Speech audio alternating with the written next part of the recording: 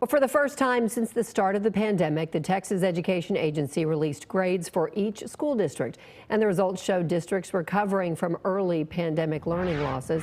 Fox 4's Stephen Dial has more. Stephen. We know the pandemic made a historic impact on education and learning. Today, school districts across North Texas saw that some of them are back to pre-pandemic levels, while others are now continuing to struggle.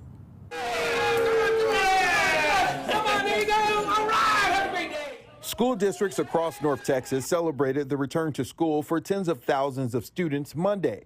The day was also a celebration for some districts as TEA released school and district ratings for the first time in 3 years. The noticeable gap a couple of years ago was in literacy, especially in early grade levels. Disruptions caused by the pandemic resulted in learning loss in schools across the country.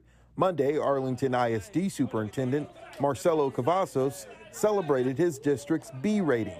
Cavazos says teachers focused more on small group learning as pandemic disruptions waned. But being back in the classroom was also a big help.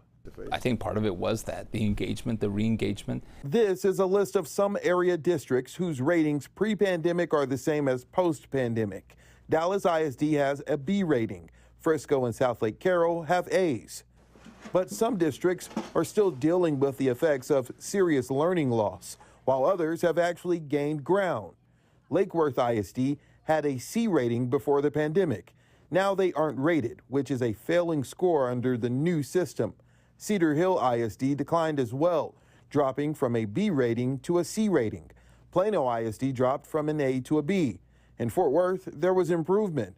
The district moved from a C rating to a B rating. Coming out of the pandemic, we actually see reading performance, reading proficiency among our students this year that was in most areas as high, in some areas higher than it was in 2019. TEA Commissioner Mike Morath was in Garland Monday talking about the new ratings. He praised the district and Back Elementary for their improvements. And what they've accomplished in Garland is extraordinary, from 11 A campuses to 16 A campuses district-wide. Cavazos says the improvements are a credit to teachers.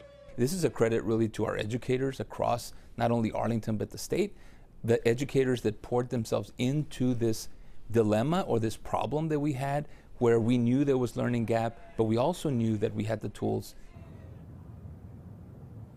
Again, there are some school districts that are struggling still with that gap, but today in Garland, Mike Morath also said that there have been more A's in schools across the state than any time before in today's report.